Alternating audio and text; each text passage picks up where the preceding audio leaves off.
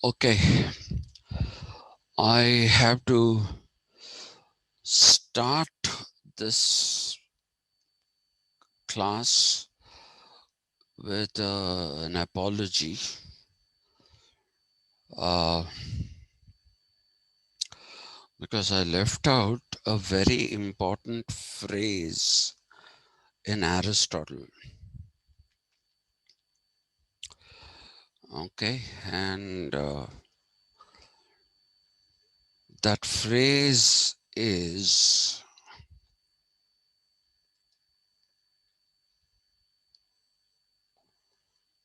where has he gone?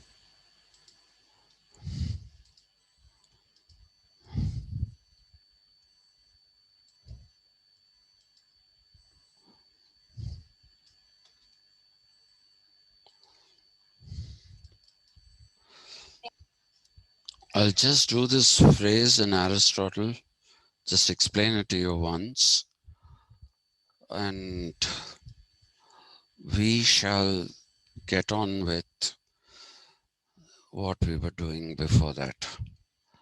In Aristotle,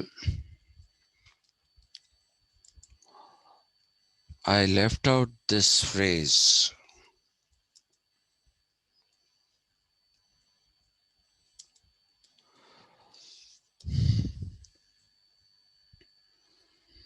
Okay. Um, I'm just going to jog your memory for 1 minute and not more than that.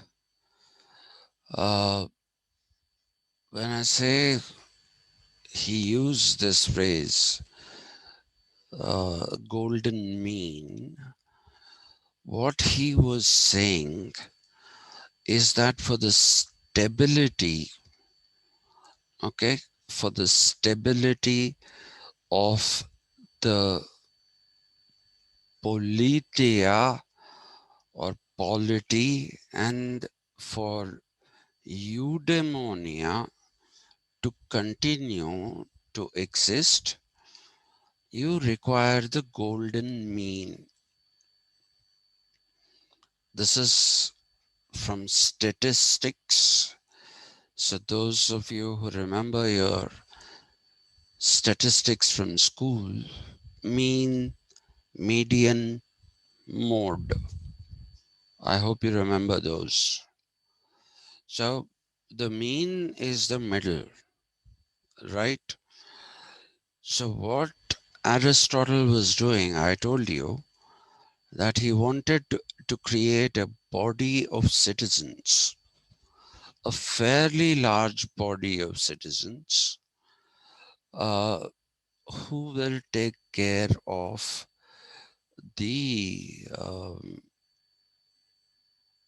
stability, okay, the stability of the uh, polity, right? They'll take care of the stability of the polity. So how will they take care of the stability? Because there are a greater number of people who have been involved in the category of citizens, and these people are all going to basically not want to lose their citizenship. They will pursue a path which is not an extreme path. They will not go to this extreme or to this extreme. They won't go to either of the extremes. They will stick, they'll be focused on the task they have at hand, which is not going to the extremes, but maintaining balance. Maintaining balance. That is what you see in the polity or the politia. So if you look at that, that maintenance of balance by this slightly large body of citizens in order to have stability in the politeia, and having eudaimonia, you have this golden mean. Okay, they pursue the path, they pursue the path of the middle. For him, that is golden, not just a mean, because that is what keeps things stable. Have I made myself clear, or does anyone want any more expression? I taught the concept, but I didn't use that phrase. So I'm just using the phrase. The concept has been taught. Eudaimonia, politeia, all of them are possible because of this. And I told you that he wanted a larger number of citizens to be involved so that there'll be greater stability. Any questions on this, or have you understood it? Sir, can you again just explain in brief? In brief. I like that. I really like that. Yes. Oh, yeah. See, I told you that he's not locating the best possible at the top, right? He's locating it at the bottom of that cycle that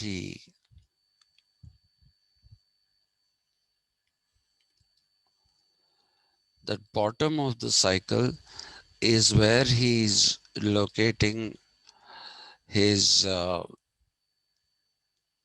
best possible form of government. Unlike Plato, who wants it to be right at the top.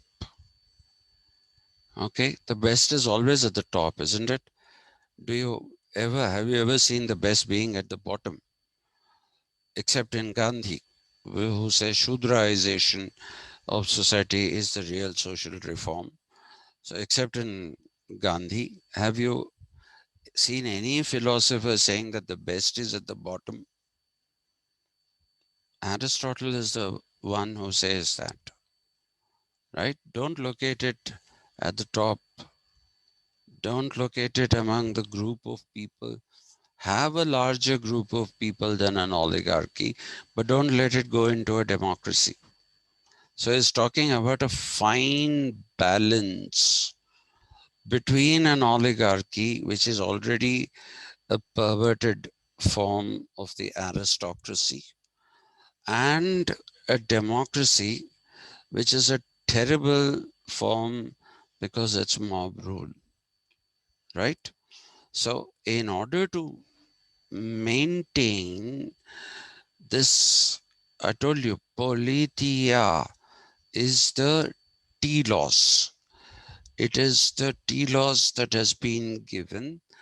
It is the means to the telos. The telos is eudaimonia, which I told you is good life.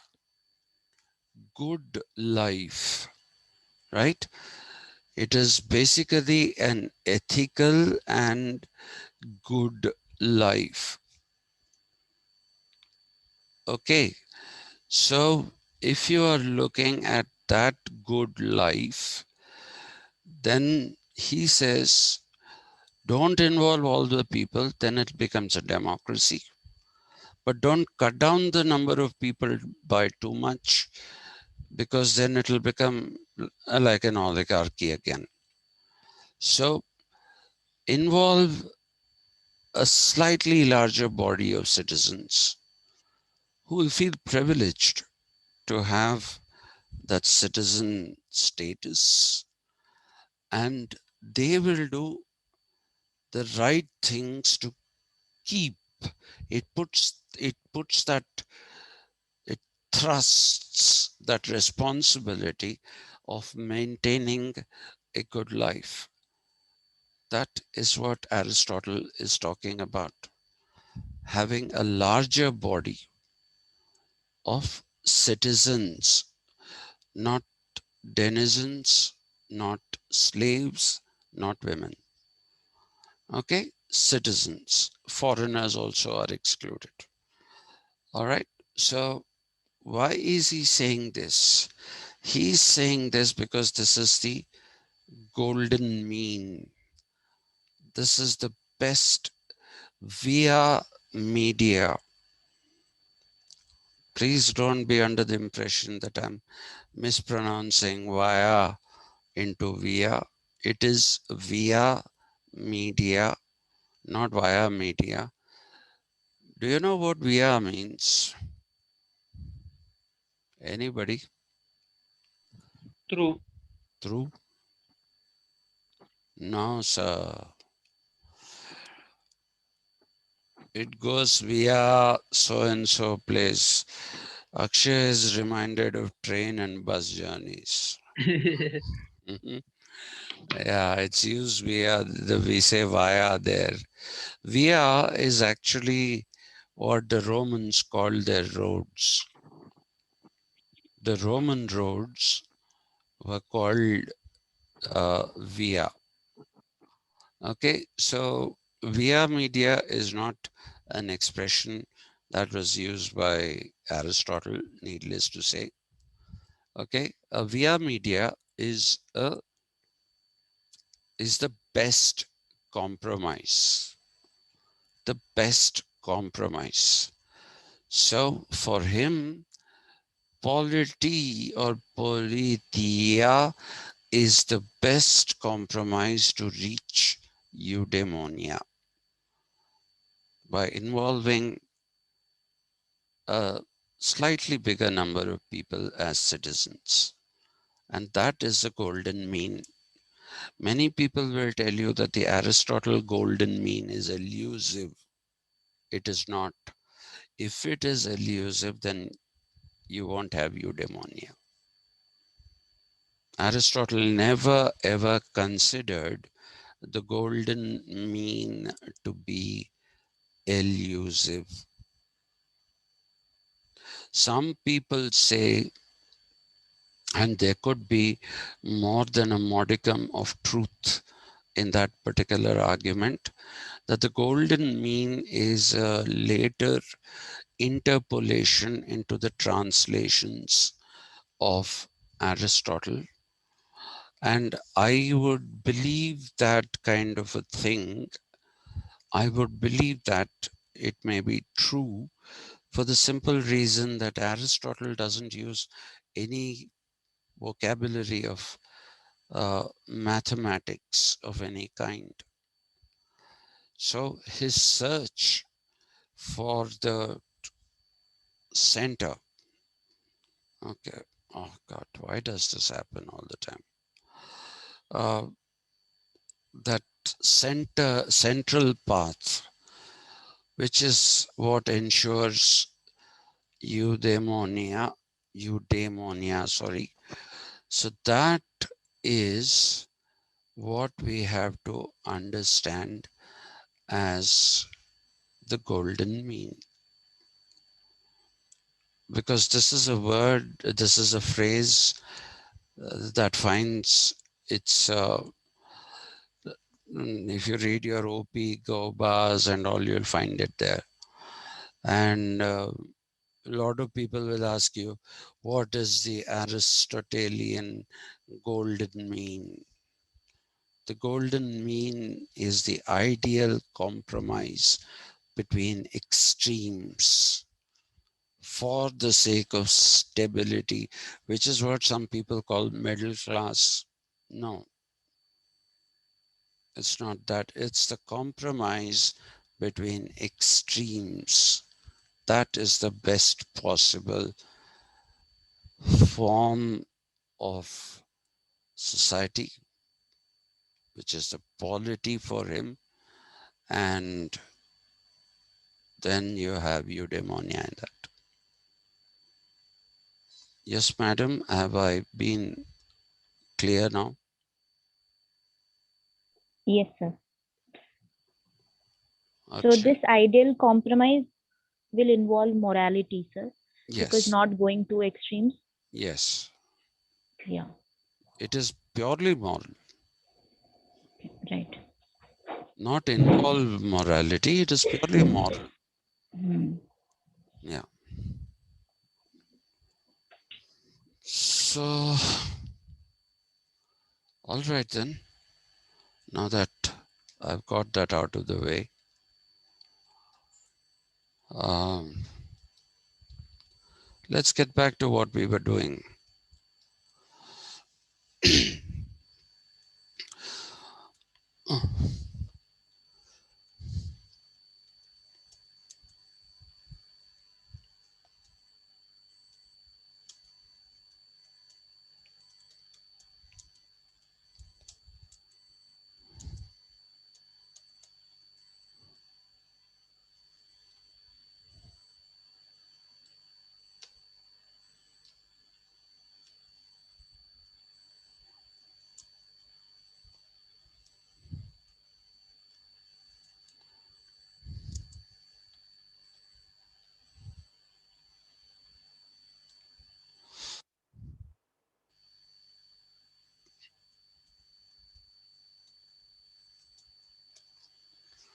Okay, the Roman civilization is categorized as a universal pragmatic civilization. Why is it categorized as a universal pragmatic civilization? It is categorized as a universal pragmatic civilization simply because of the fact that it unified large territories.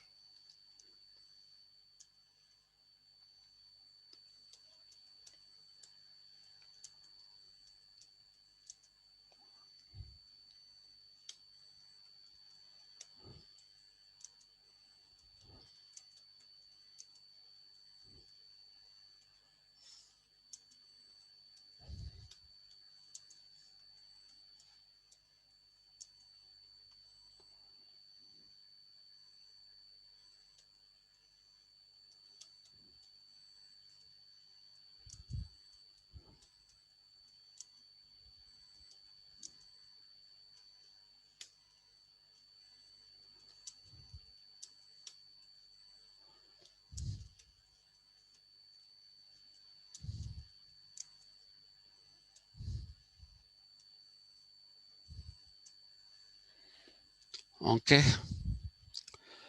so all Roman jurisprudence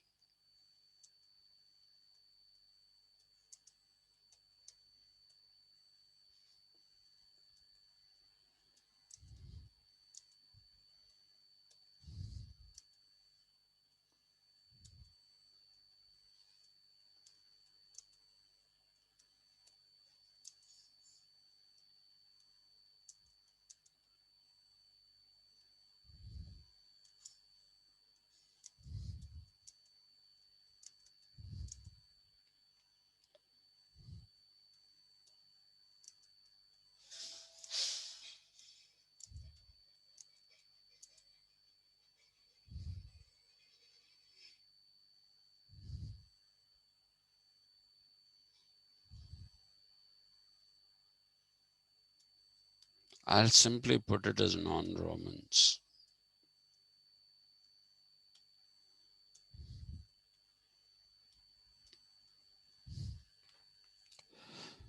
So there were two systems of law under operation because one was considered, one category of people was considered to be, one was considered to be uh, the thing, what do we say?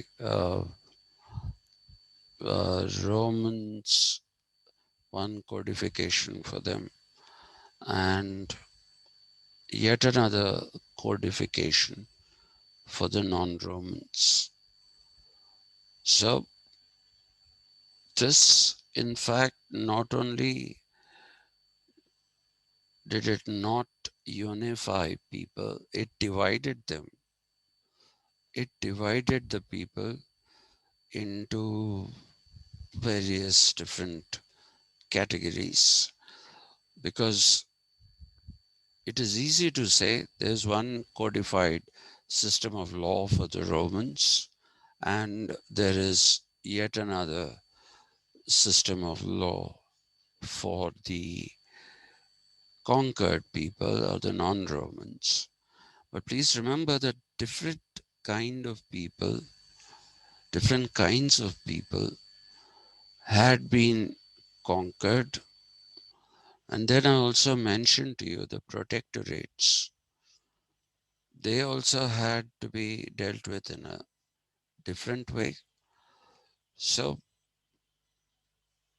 the population in the unified territory, which became the Eastern and the Western Roman Empire, with two capitals, Rome and Constantinople.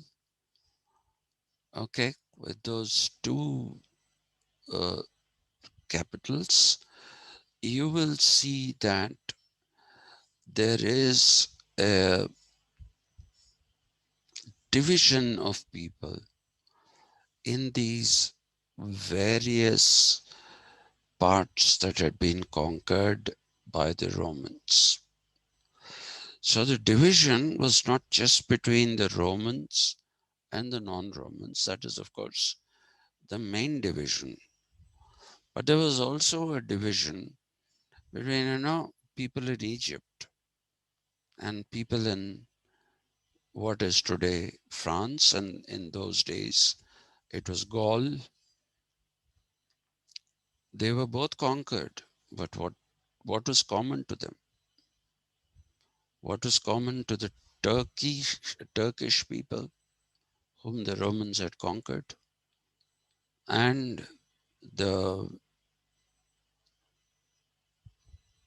Gauls, the Goths, who were later called the Germans, and Austrians, but before that they called themselves the Prussians. So if you look at all these things, so that it's all kinds of divisions, heterogeneous populations, and people felt they had nothing to do with each other because they had nothing in common. They had nothing in common. So that is the reason why this is called a universal pragmatic civilization. Pragmatic here is being used to convey the idea that the Romans looked at it as an opportunity to conquer and subjugate people and treat them differently with a different set of codified laws. You cannot deny the fact that the Romans were actually the ones who started the codification process of law in the Western civilization. Okay, the codification of law.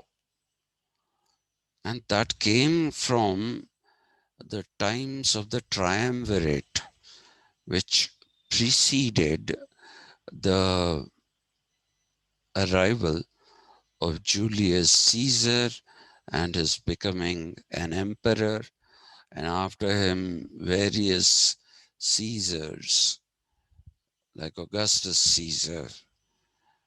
Okay, and they had such big they had such big egos that the month of July, which is named after Julius Caesar, has 31 days. So technically, the month that follows should have 30 days. But Augustus decided that he's as great as Julius Caesar. So Augustus said there should be 31 days in a month named after me. So you have 2 months that are followed by following each other with 31 days.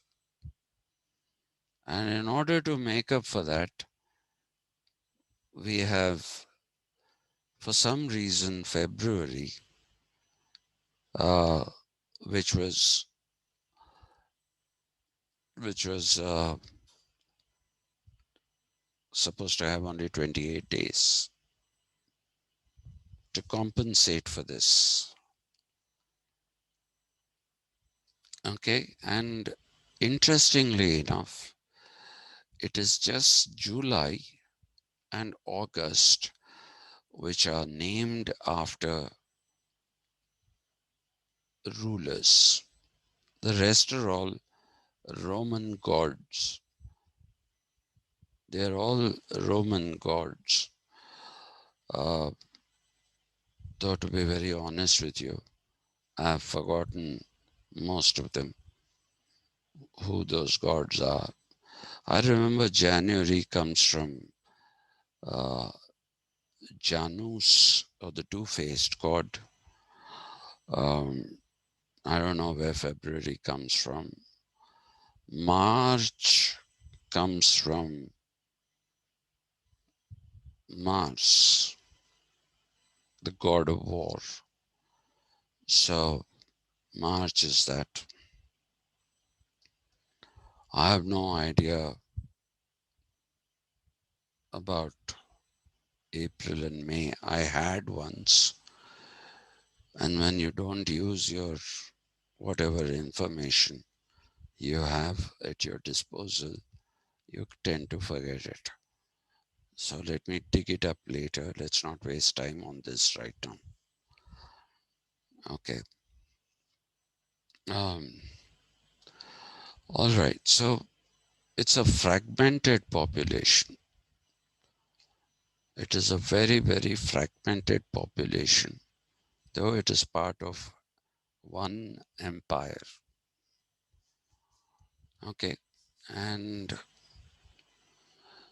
therefore, it's been called a pragmatic civilization since Rome only had this idea that it will conquer and subjugate. That is the pragmatic part. Okay, now please understand that pragmatic as a word, as it is the case with many words in the English language, has been through mutations. The original meaning of pragmatic was being dogmatic. Okay, it was the same as dogmatic. You know what dogmatic is? Dogmatic is sticking to a belief blindly, following a belief very, very blindly. So, a dogma, which is the uh, source of dogmatic, uh, dogma is a set of rules. It is a set of uh, rules and uh, guidelines for life which cannot be questioned, which cannot be questioned. So, what was created by people like Draco in the Greek civilization, those very, very harsh rules And that is why the name draconian, the expression, sorry, draconian, uh, comes into being, so that those were dogmas. You couldn't question them. So pragmatic was like that originally.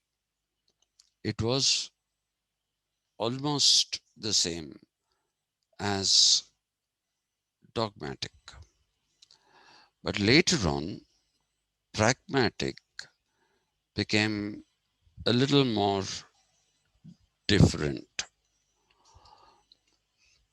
What happened with pragmatic is that it began to signify those things which which would be what should I say? Those things which would be called um, practical. But practical here is not our idea of being practical. Okay, when you say be practical, you can't do that. All right, you say be practical, think practically. How can you get 100 out of 100 in political science? In Osmania, though, you do get, huh? But otherwise, in other places, you don't. So you say be practical. You can't expect marks in political science like you do in mathematics. You can get the full 100 out of 100 in uh, mathematics, but you can't get in political science. So be practical. That's what you'll say. Or be practical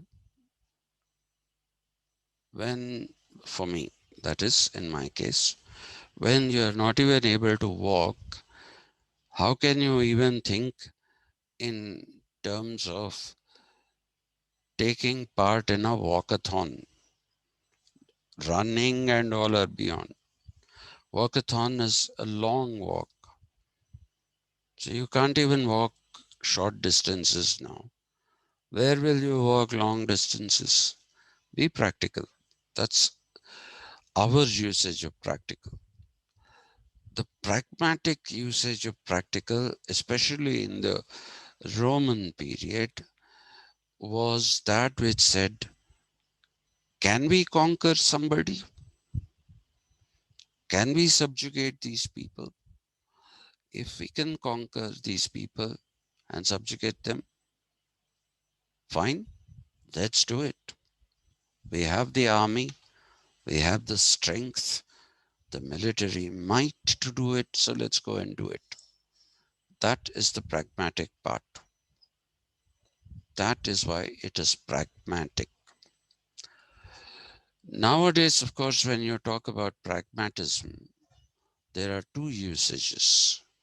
One is the American usage of pragmatism, where pragmatism, especially as defined by John Dewey and Richard Rorty, and I'm sure the moment I mention Richard Rorty, Padma and Akshay are going there. He goes again.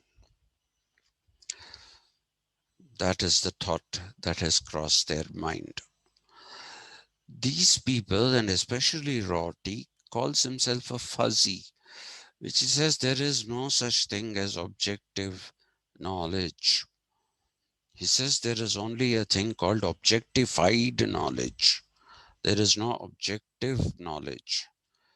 So if you want to basically have some kind of a system of philosophy, a system of philosophy that can translate into the creation of a good society, then you have to be pragmatic in terms of not trying to stick to pure categories, but mixing things from two or three different categories. And the tremendously bright man that Richard Rorty was, he calls himself a fuzzy.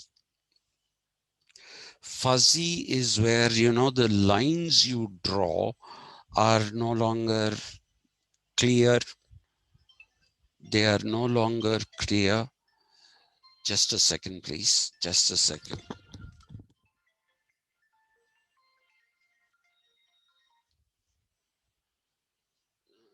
Ramesh Reddy గారు, కొంచెం మీరు 11:30కి రాగలుగుతారా? ఎందుకంటే నాకు మా వైఫ్కి classes ఉన్నాయి ఇప్పుడు. ఏమనుకోవద్దు please. Okay,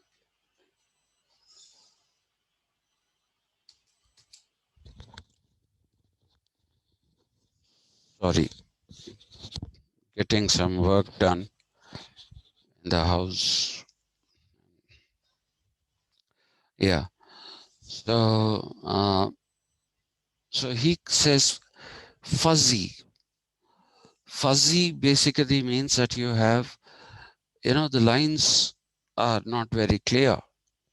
The lines dividing X from Y from Z, those lines are not very clear. You blur them, mix them. Okay, mix them. So that is one meaning of pragmatic. Okay, which is not a negative meaning. Some people call it eclecticism, but eclecticism is not fuzzy pragmatism, because eclecticism means borrowing from different sources, different things, and putting together one common philosophy. That is a very different thing. If you're interested, please make a note of this and ask me as a question when we have the time, and I'll be very happy to tell you how eclecticism is different from fuzzy pragmatism.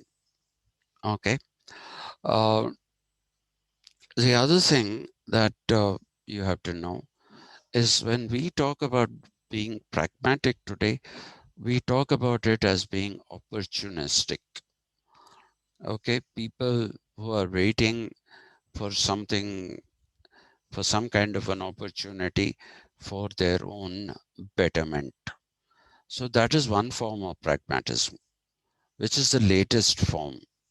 It might mutate in our own time to another meaning, or it might mutate in another generation. You are another generation. I keep forgetting. This is both good and bad about not having children. If you have children, you know how old you are because you know how old your children are, right? When you don't have children, you don't really know how old you are. Seriously, seriously, it's not a joke. So the good thing about it is that I relate to 18-year-olds, 19-year-olds as if I am 18 and 19. This was especially so in my rock band. Okay, I was the fuddy-duddy old man, and then there were all these youngsters, and I never felt that I was playing with um, very young people until one day one bass guitarist comes and asks me, Uncle Satish. And I said, what? Uncle Satish? And then I realized, oh, this guy is in his first year of BA. So no wonder. Anyway, so to come back to that, when you are looking for an opportunity to do something for yourself that is pragmatic in right now in your generation and in my generation, but it might change later in my generation. And then if it changes in my generation, automatically it'll change in yours. But if I'm gone and you will still be there, at that time, if it happens, then it is your generation and the next generation. So, anyway, so words keep changing their meanings, their applications. So, the latest is when you say somebody is a pragmatist, outside of the scope of pragmatic philosophy, then you are accusing somebody of being an opportunist, one who has no morals, one who has no scruples, one who will do anything to get his way. That is the meaning that we have today. But with the Romans, when we are talking about pragmatic, we are talking about their being practical to the extent that they assess their own strength and the possible strength of another country or whatever, another territory that they want to conquer. That is the meaning that you have to take with this universal pragmatic civilization, which I have started referring to as UPC.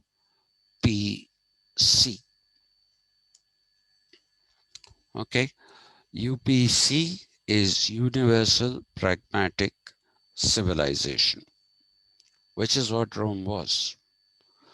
And the Romans were so pragmatic that they kept building on their army. They kept building on their army. Okay, they the Roman army is even today considered to be one of the most fine-tuned armed force to have existed anywhere in the world at any time. The Romans were a fantastic army. This is where I will agree with Gibbons, who otherwise sings of Rome, praises of Romans uh, in places where he needn't. Okay, where you have to be contemptuous of them. There also he sings their praises, but you have to be really, really appreciative of the fact that their army was just an amazing army. And it became even more amazing after Julius Caesar put down the armed revolt by his general Pompey, Pompey. And therefore, you'll see that it was a fine tuned machine, the greatest armed force in the world. No doubt about that. They devised various forms of military strategy. They devised formations of attack with all the primitive weapons they had, like knives, swords, okay, spears, and all those things. You will see that these people were absolutely, absolutely fine tuned. They could not be defeated. And the Romans were very proud of it. But what happened was they were challenged, they were challenged, and they were gradually, over a period of time, completely defeated. They were challenged and over a period of time completely defeated. So, how did this happen?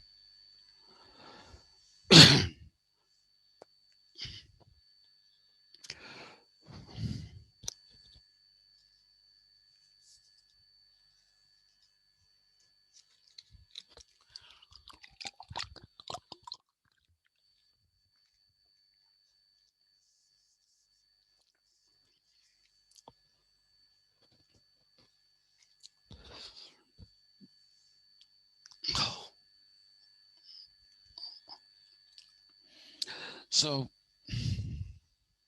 I'm sorry, who challenged them?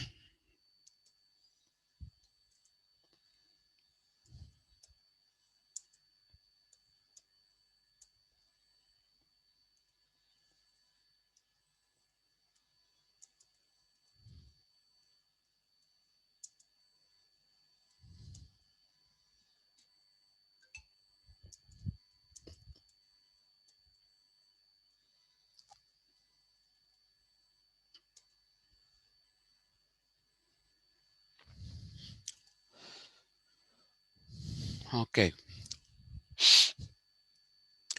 the actual pronunciation of Jesus is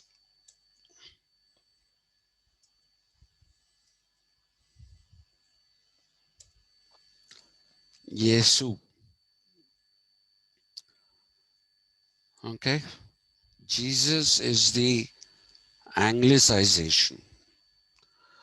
The Spanish call him Jesus because for the Spanish, both J and G are pronounced as ha. The difference is J is just ha, but G is ha. Ha. That is the sound. Now, why he was born in Bethlehem, as we all know, right? He was not born in Nazareth because his father, Joseph, again pronounced,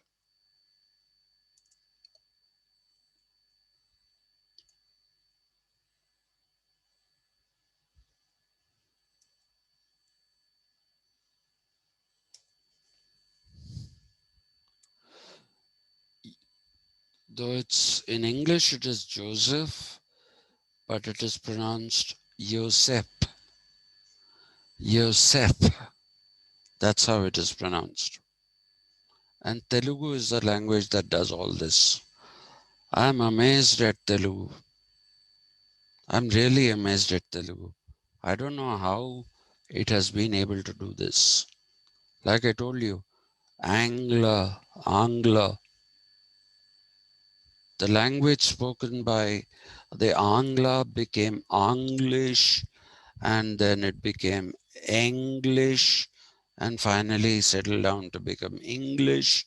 But in Telugu, you call it Angla. You call it Angla. So it's amazing. The Telugu language, it seems to stick to these original pronunciations. And how and why it does it, I don't know. I have no idea. Anyway, so Jesus of Nazareth, forget the story of Immaculate Conception, forget the story of the angels, forget everything else. Just remember that he was an individual, and I would like you to treat him like Hegel does. He calls him an astute thinker. Okay? Hegel refers to Jesus as an astute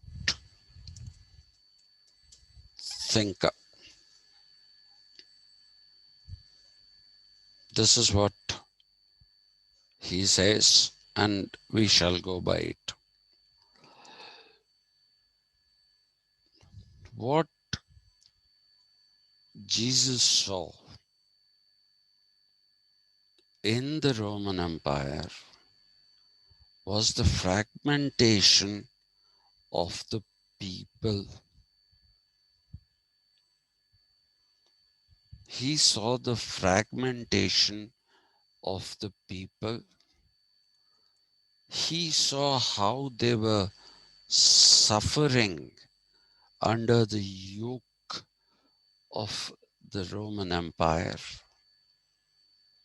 So, what does he do? Jesus,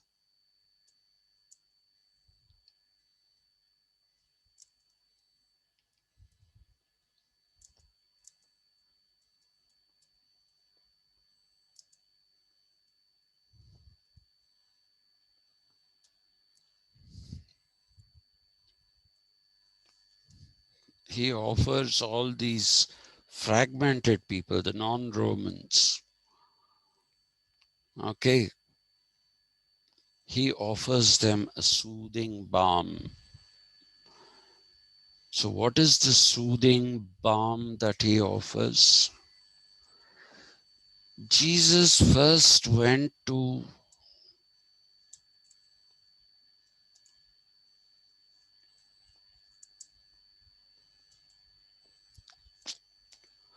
what is wrong with me?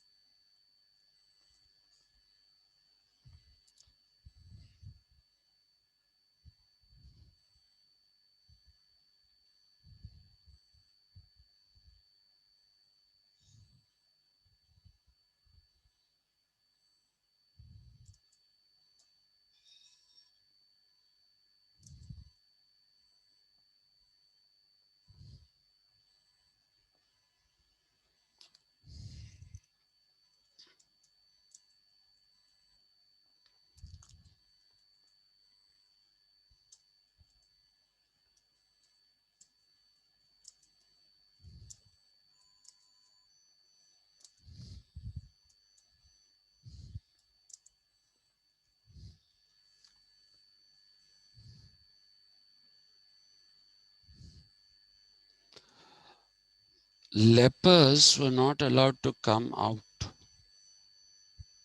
they had to live in caves. Okay, Jesus went to the lepers, and so that was the beginning of stunning the Roman Empire. Who's this man who's going and meeting the lepers who are hidden away? Why is he meeting them? Just indulge me a bit. I'm reminded of a song called One by U2, a band, it's an Irish band called U2.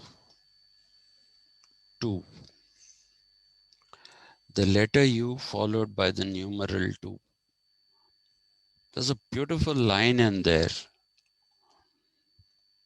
Did you think of Jesus?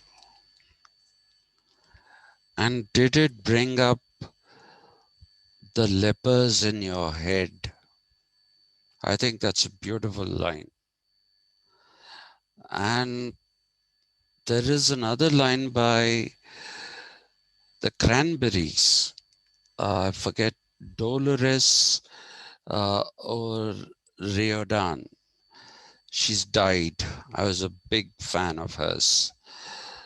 She wrote one song, which I can't remember, in which she says, she mentions the lepers and she says, in your head, they are dying.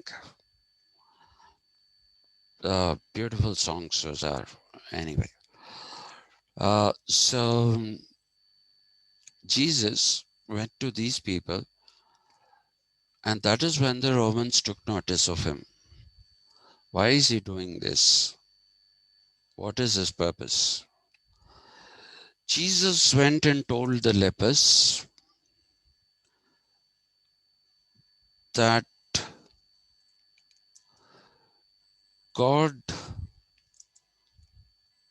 tests those whom he loves most.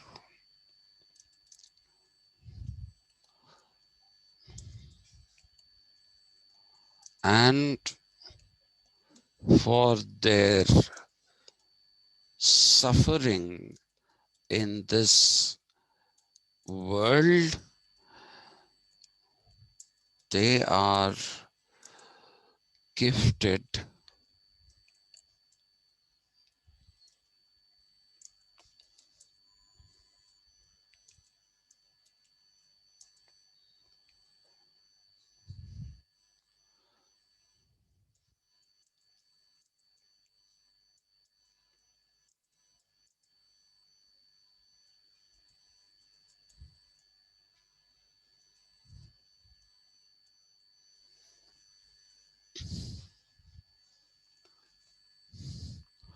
Okay, this is what he told,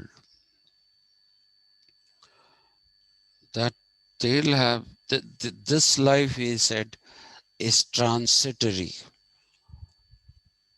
God is testing you to see if you will still keep your faith in God in the face of adversity, and in the face of adversity, if you keep your faith in God, then you will go to heaven where you have eternal life. You won't die again, and you'll have absolute happiness, bliss. The word I wrote happiness, I think. It should have been bliss. Okay? That is what he said. And he also said, all are equal in the eyes of God, whose children everyone, will it be everyone is? No, everyone are.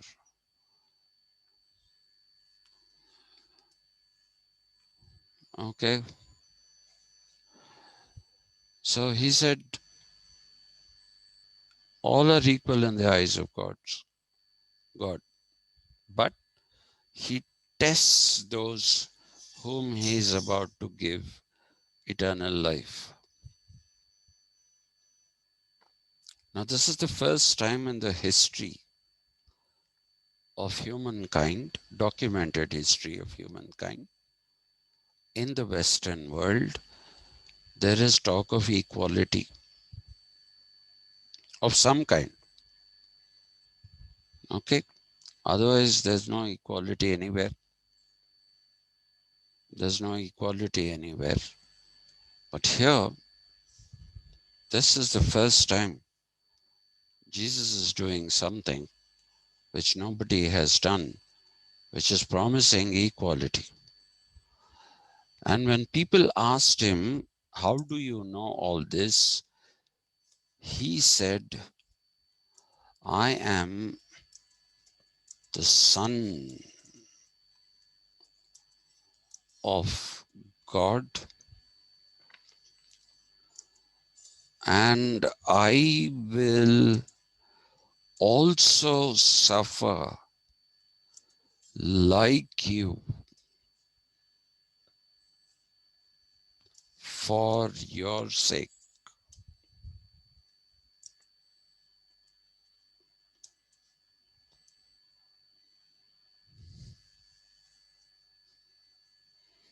So now you can see why that is like a soothing balm. And this thing went to various places. People started coming in search of Jesus to find him, to seek solace in his teachings, to seek solace in his teachings. And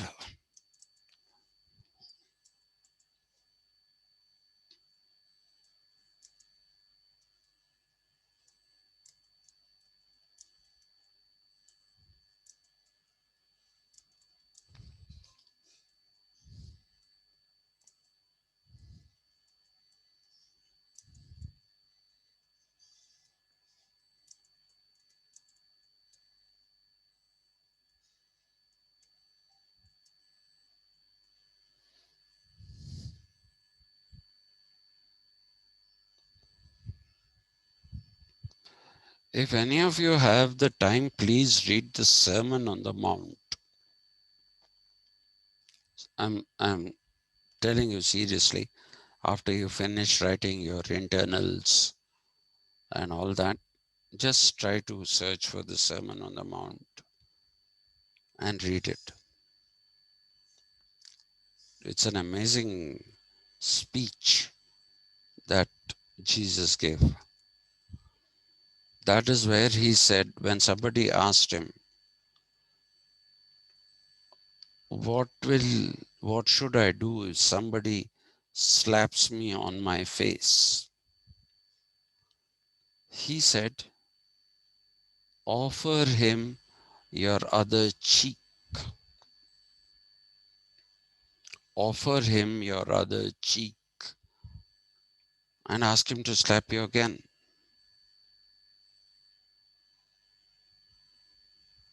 That's what he said, and that's what Gandhi, it's now attributed to Gandhi, but that's not a Gandhi original. It's not a Gandhi original. It's a Jesus Christ original. Okay? Because of all these, he came to be called Christ, which is,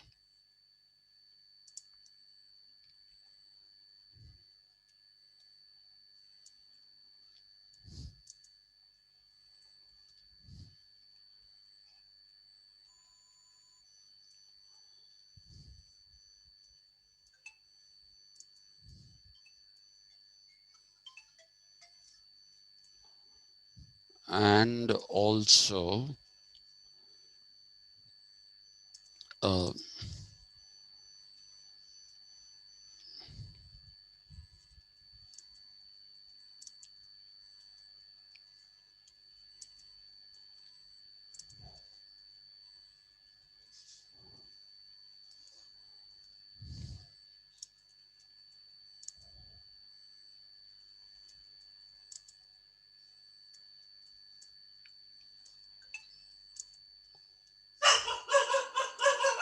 hey,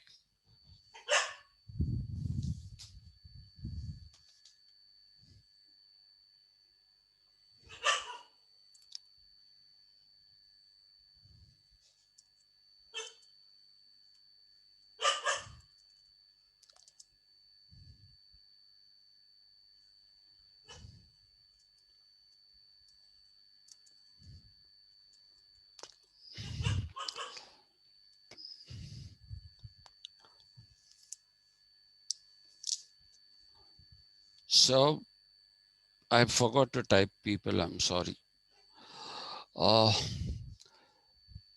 he was called Messiah who would deliver people from their suffering.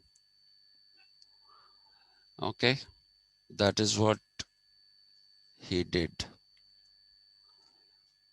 So just a minute.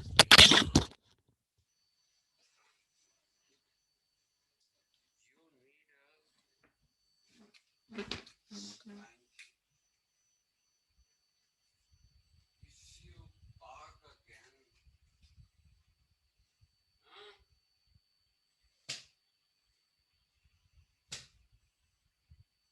careful, no bark.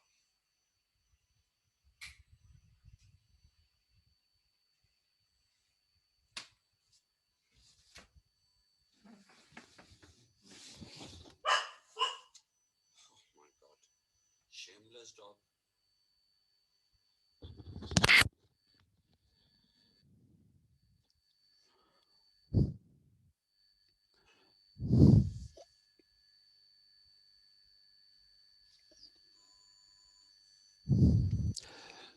So there have been prophets. In fact, if you look at Judaism, there have been major prophets and there have been minor prophets, but in Christianity, Jesus is the only prophet and he's also a Messiah, messenger of God who will deliver people from their suffering. Okay, that is the meaning of Messiah. Later on, Prophet Muhammad claimed that he was the final prophet, but uh, he didn't claim that he was a Messiah.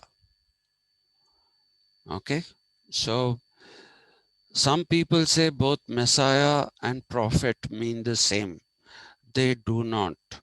If you take Urdu words which were derived from Arabic and Persian, you have two words again for prophet and Messiah. A prophet is called Payghambar. Okay, it's called a Payghambar, and the Messiah is called Masiha. Masiha or just Masih. Masiha or Masih. Okay, so there are two different things. Jesus is the only one who's been called both. And now, of course, he is also called God by some denominations of Christianity. So, what did Jesus achieve with all this? What did he achieve with all this?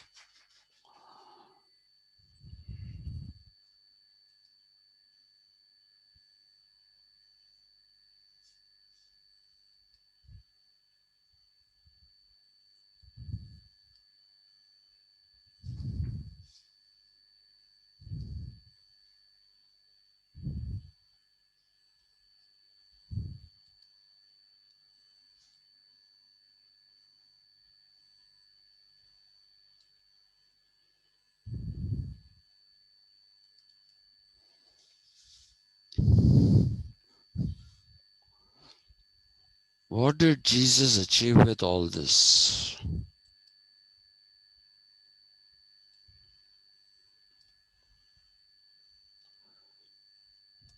He started the process.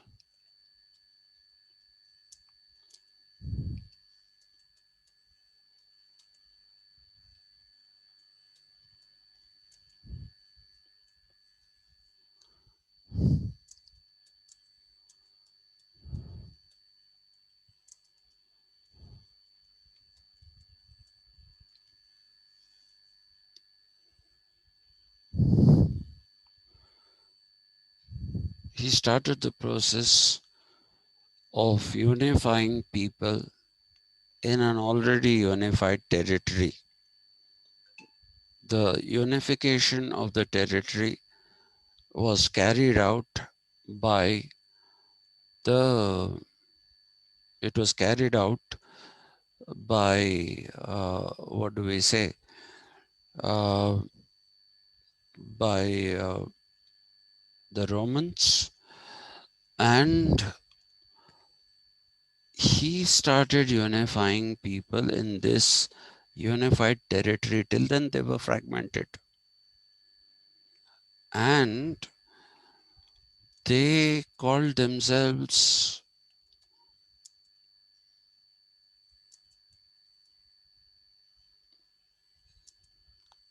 Christians or the followers of Christ.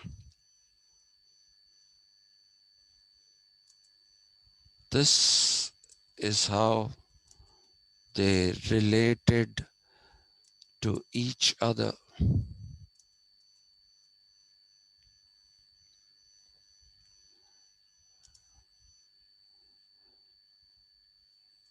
Jesus, the disciples of Jesus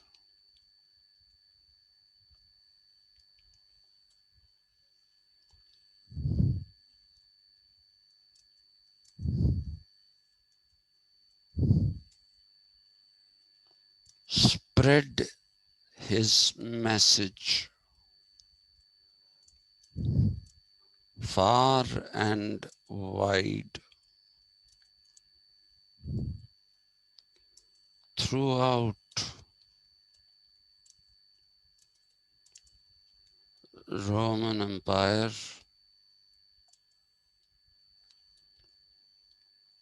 and this led to the emergence of a new civilization within the Roman Empire. So, Christianity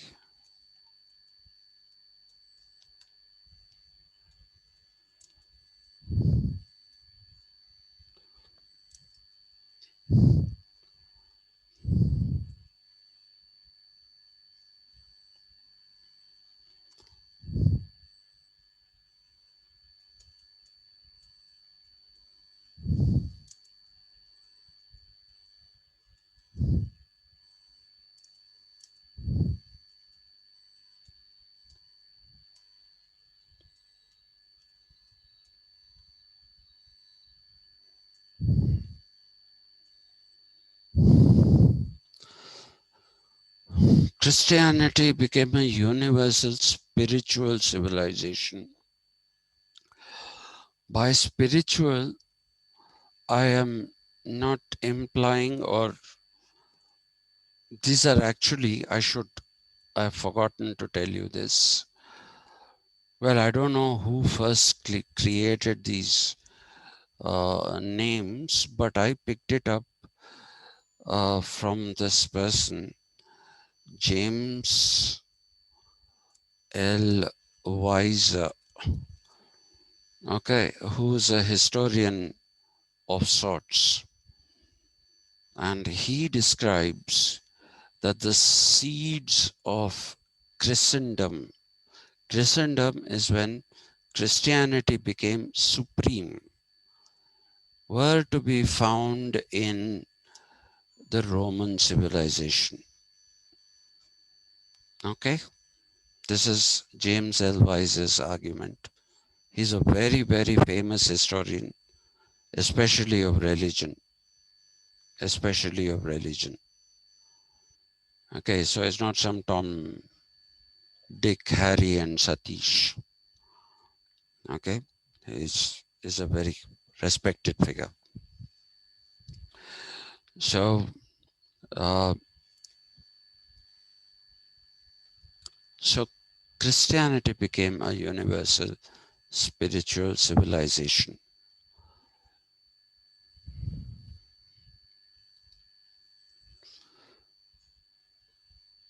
People owed allegiance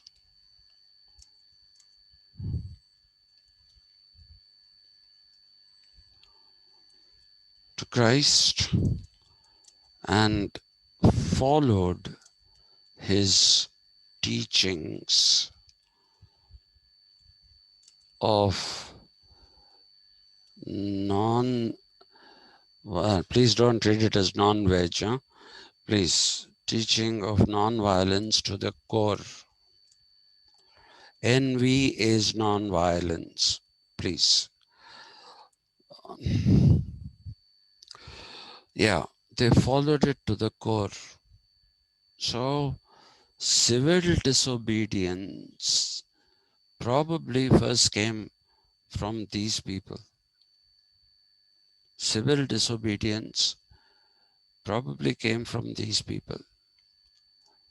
I say Gandhi was a very good student of history. Not all his ideas are original. There are some fantastically original ideas in Gandhi, but all these are not original.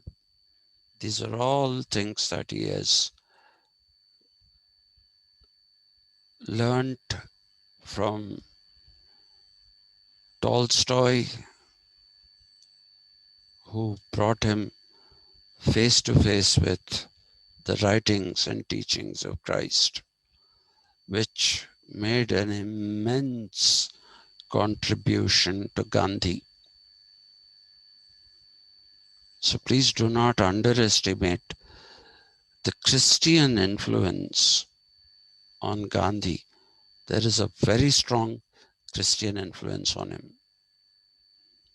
So the teachings of non-violence, they followed it to the core. People died,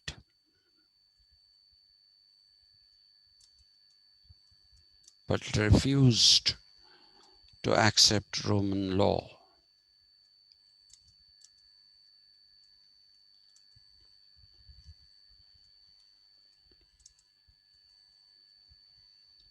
So they finally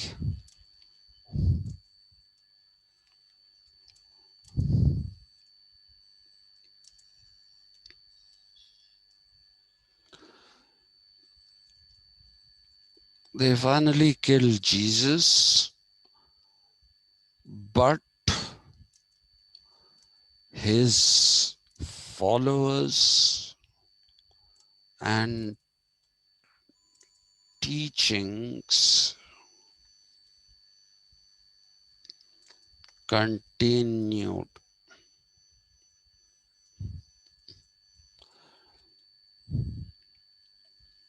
They continued. So here was a situation. Here was a situation where the teachings and disciples and the followers of Jesus Christ were so many. There were so many of them that they became an unstoppable force despite killing Jesus Christ. So now I shall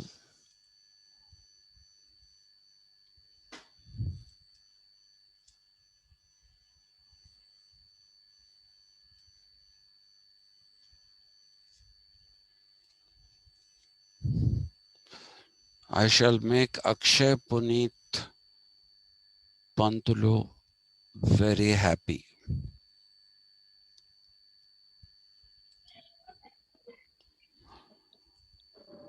The no, no, no, the Roman Emperor Marcus Aurelius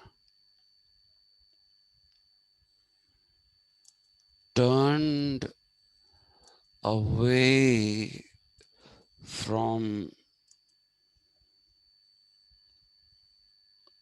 just thinking about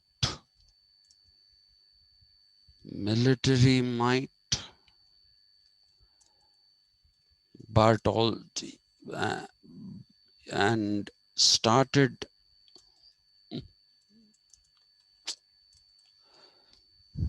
ah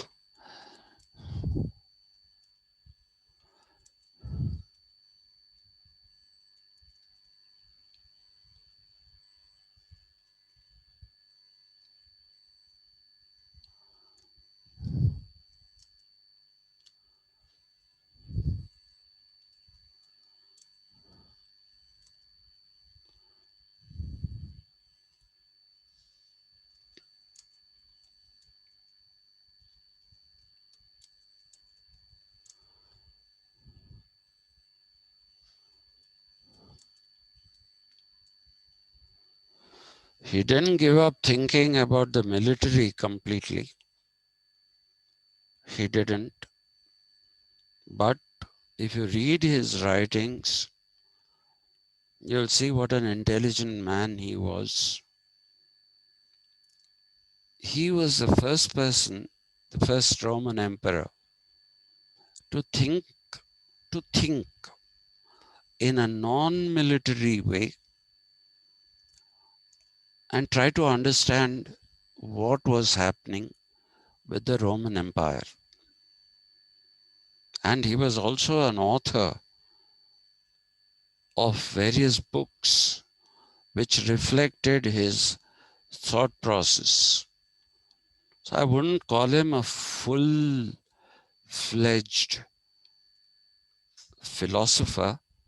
I wouldn't call him that. But I would definitely, most definitely say that he was a thinker. A thinker is slightly different from a philosopher. And it was his thinking that paved the way for introspection among other Roman emperors as well. Okay, so Marcus Aurelius, without doubt, is probably one of the greatest Roman emperors, without doubt, most definitely. He was a great thinker. Might not have had a systematic. Akshay had asked me why I am not calling him a philosopher, because a philosopher usually is expected to give you a cogent body of thought. Okay, he's expected to give you a cogent body of thought, and how this cogent body of thought will actually lead to uh, what should I say? Uh, it will lead to um, some kind of solution giving and some kind of solution finding and things like that.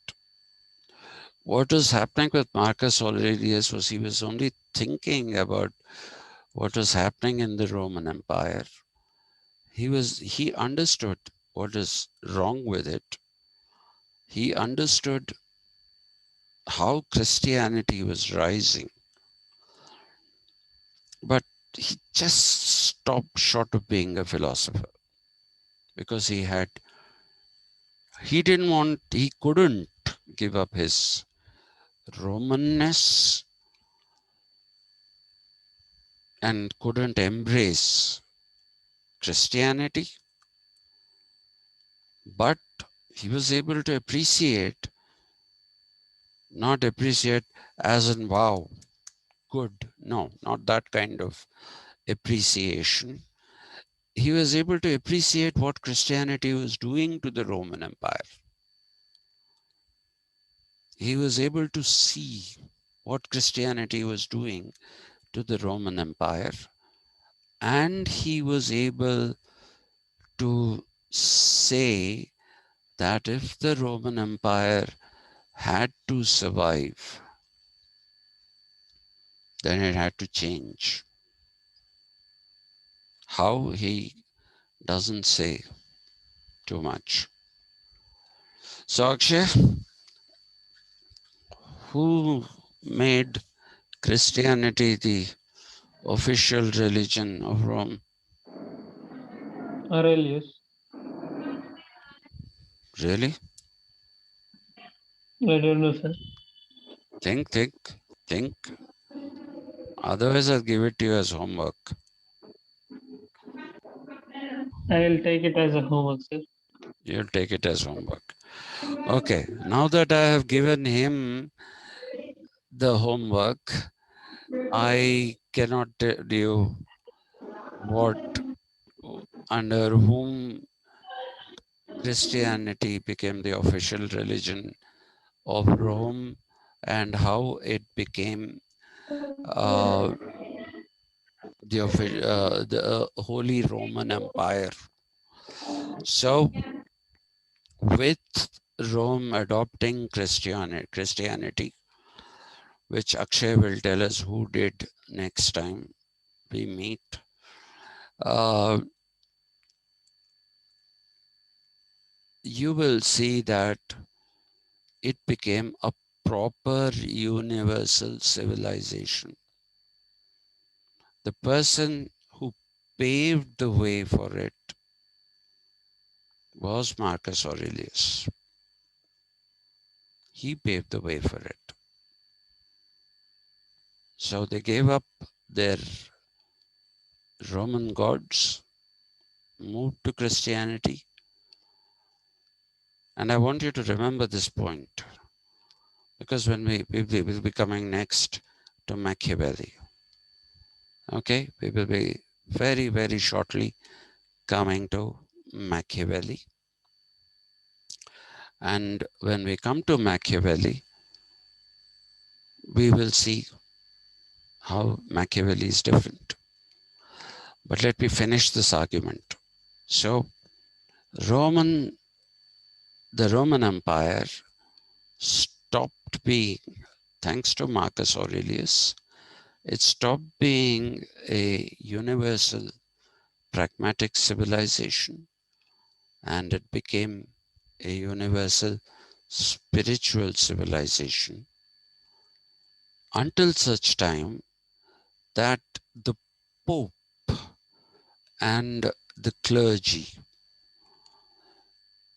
the Pope and the clergy, who were called the ministers, they hijacked the agenda of what the Greeks called politics or koinonia politicae, and the Romans called civitas, societas civilis. They hijacked all that and said the world is the kingdom of God. Please remember this. The world is the kingdom of God, and the true monarch of the world is God, who is the creator of the universe. So you have the birth, very obvious birth of creationism. So we step into a phase of creationism. God created the universe, He is the monarch of the universe. His earthly representation is the church. The head of the church is the Pope, who was in Latin called Il Papa. Il Papa is the father. Okay, I don't know if there was an Il Mama. Uh, it's only after the Jesuit thing came that the popes stopped marrying, but otherwise they were married and all that kind of stuff. Anyway, so you will see that there is this tremendous change,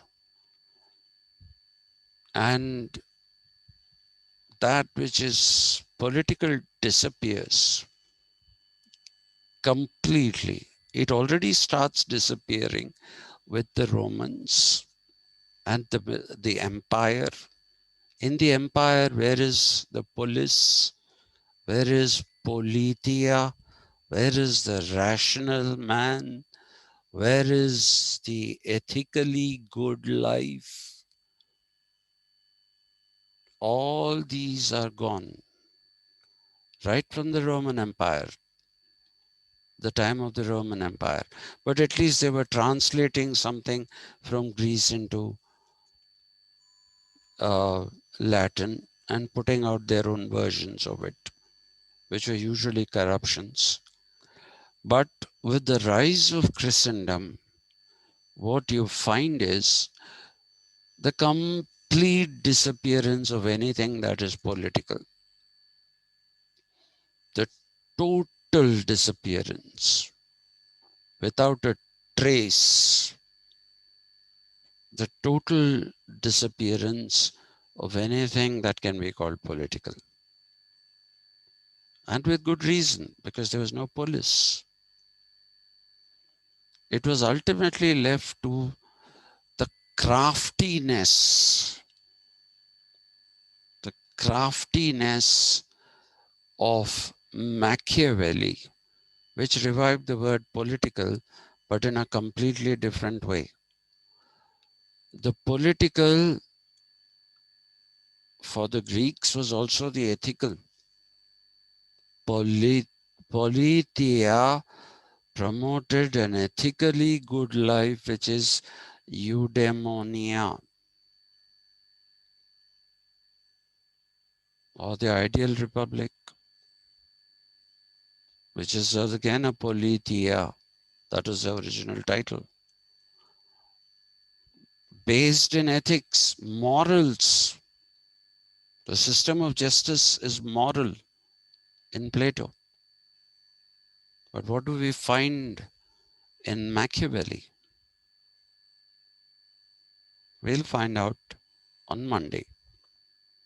I have received a message saying that you have internals tomorrow and day after. I've got it from the head. So, all the best. The first paper you'll be writing will be Western political thought taught by this useless man. No, sir. Hmm.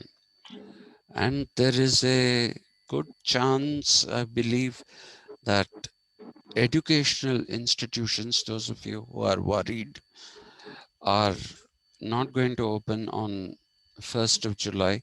The government has said that it has not made up its mind yet about educational institutions. So let us see. Okay. All the best for your, specifically for your Western political thought exam, because it's a very, very simple question paper. I said nothing difficult in it. And all the best for your other exams as well. I'm sure you'll all Thank you, do sir. well. Okay.